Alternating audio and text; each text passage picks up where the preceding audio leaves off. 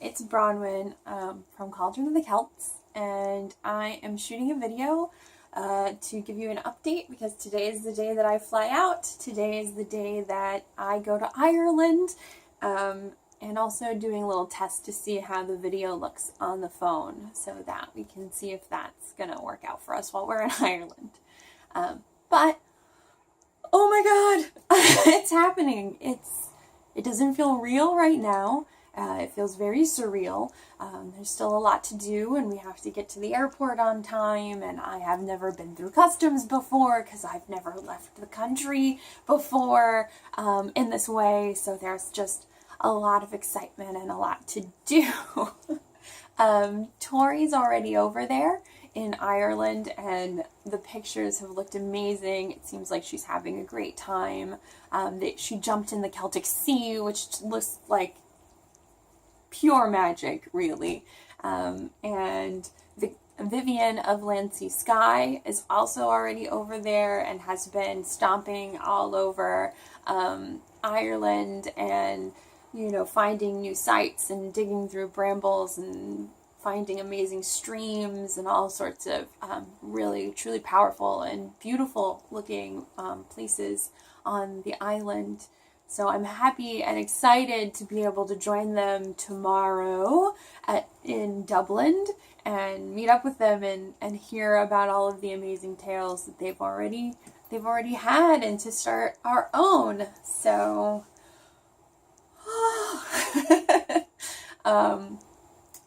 for this video, I just wanted to sort of give a little bit more insight into some of my personal work that I'm going to be doing while I'm over there, just because I feel like writing it down is important.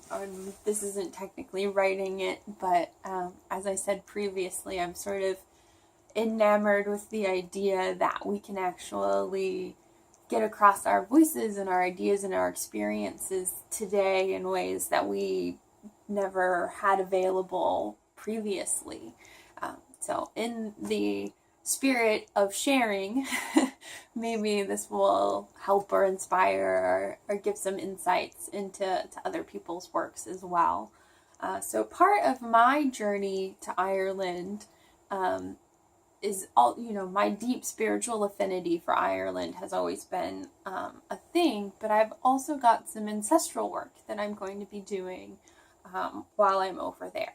And not in the traditional sense of ancestral work, in that, as far as I know, none of my family ever lived in Ireland or came from there or immigrated from there or anything like that. My ancestry, a large part of it is a mystery, so who knows, but the bits that I do know, it's not Ireland. But I do feel an ancestral connection to Ireland in a different kind of way. So I have grown up on stories of my grandfather, who passed away when I was 2. So I don't have any actual memories of him, but I was surrounded by the story of him growing up, and I really latched onto it in a affinity kind of way. I remember growing up, my father and my grandfather, or not my father and my grandmother always telling me that my grandfather would have loved me. You know, he would have spoiled me rotten. I would have been his favorite, which is just charming. You can't, I mean, I wager that nobody could really harden their heart against being told about how much they would be loved and adored by someone. Apparently he wanted daughters, and he got 3 sons. So I would have been the only granddaughter at the time, and that's part of, I believe, why they thought that I would have been, you know, spoiled rotten and grandfather's favorite and things like that. I also realized growing up, the other connection that I had with him was that I'm left-handed and he was left-handed, and nobody else in our family except for my uncle is left-handed. My father's not, my mother's not. So again, that connection. He was born on May 17th or May 18th. Again, a lot of his past is sort of a mystery. So there are conflicting documents as far as that goes. That might be traced back to him enlisting in the army sooner than he was legally allowed to. But I was born on May 13th, so we're both Tauruses. We're both left-handed, and he had a love for history. And certainly I inherited that from him and my father. They both were very much into that. He was a writer, and I just got this sort of feeling that he was kind of a sad, a little bit of a melancholy, gruff old man, that I truly would have and do. I do adore him. Like, he is one of my ancestors that I've always taken to heart. I have a jacket that my father used to wear, and I pilfered it from him and found out that it was also my grandfather's. So I've been sort of chasing the memory of my grandfather. I guess maybe not chasing, but cherishing the memory of my grandfather for my entire life. And one of the things that I'm going to be doing on this trip is taking him with me, because he also loved Ireland and the stories. He was a writer, as I said, so I imagine that the myths and the legends of Ireland captivated his mind and his spirit in the same way that they do mine. Maybe not as deeply, but he certainly did love them. And when he was older, he got a Irish setter, because that was the dog that he always wanted. They were beautiful and stunning, and so they went out and got an Irish setter, and then he apparently poured through books and books and books looking for the right name to register him under. And so eventually he settled on the name, the Duke of Innis Fodula. And, of course, the dog was known as Donnie for the rest of his life. But it's a story that I remember fondly as a kid, and knowing that when I grew up and graduated high school, I moved into my grandmother's house, which is the house that my father grew up in. So again, I was surrounded by my grandfather and the history there and his books and his cooking books and his pots and pans and things like that. My family was sort of a prolific readers on that side of the family, so there were lots and lots of books. I couldn't find any of his writing, unfortunately. But while living with my grandmother for those years, I also discovered more of his past and personality and how he really was sort of trapped in his time period and the sort of social demands of, not pursuing his own dreams or his own desires, but having to take care of his family and having jobs that sort of ground at his soul and things like that. And so getting a more complete picture of the complex human being that I never got to meet but would have loved to. And in the process of digging through my grandmother's house and finding all these things, I found this book, The Irish Fairy and Folk Tales by Yeats. It's a beautiful, bound, old-fashioned sort of book, and my grandmother said that it was his, that he had, I think she said that he got it when, at some book sale or another, although it has the Oakland Public School library card still in it, so maybe he pilfered it, who knows. But it was one of the things that I took in and really cherished. Again, Yeats being someone that I really loved, and a lot of these stories, while being very, very Christianized, stories of priests and fairies and things like that, they really helped to continue to feed my love and feed my fascination with all things Ireland.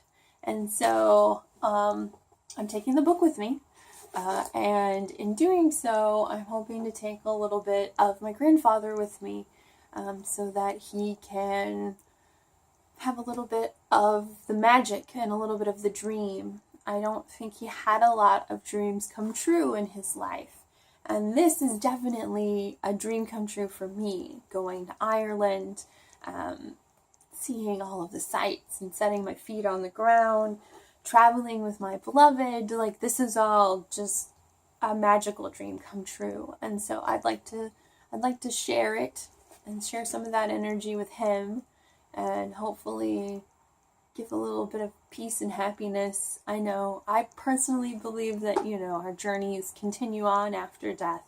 And so he's most likely moved on to the next stage, but I think there's still pieces of, our ancestors that hang around with us. I've always believed that he was watching out over me and has been doing so since I was a small child.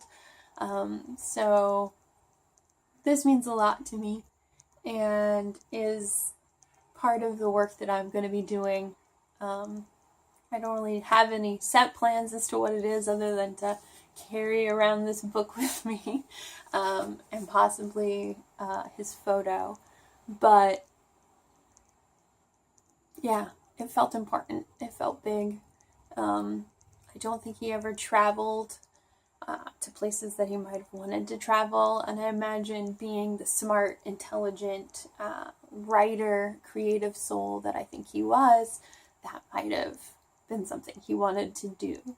So I hope to give a little bit of magic to him now, even though he's been gone for a long time. But yeah, so I will keep you updated and see how things go. We certainly have a lot of other work to do. I still have my side quest. I'm still looking for Blood of the Boyne apples. I haven't, unfortunately, been able to find anybody that sells them as of yet. I did email a lot of farmers markets in Ireland around where we're going to be. There were some very lovely people that wrote me back, but unfortunately did not have any leads on Blood of the Boynes for sale. But I'm keeping heart. You should keep heart. We may still yet find these apples. Other than that, wish us well. We will be in touch. And I would like to close out this little video with reciting a prayer that Victoria, I'm going to get this right eventually, that Victoria wrote for us specifically for the tour. So this is for everybody that's still hasn't yet made the travels over there. This is for us today who are flying out. And this is just for our in general journey. And it goes like this.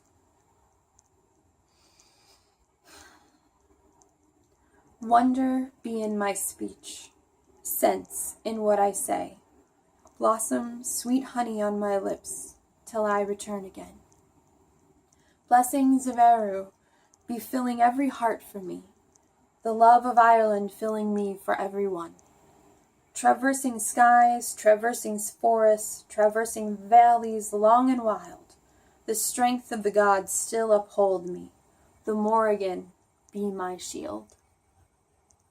Traversing roads, traversing bogs, traversing challenges with grace and ease, the blessings of the Dagda still uphold me, the gods be my shield. That was adapted by Victoria from one of the prayers found in the Carmina Galactica, and I think it's stunning. I think it's a beautiful prayer for us to safely travel over. So, this is goodbye for now, and we'll see you later.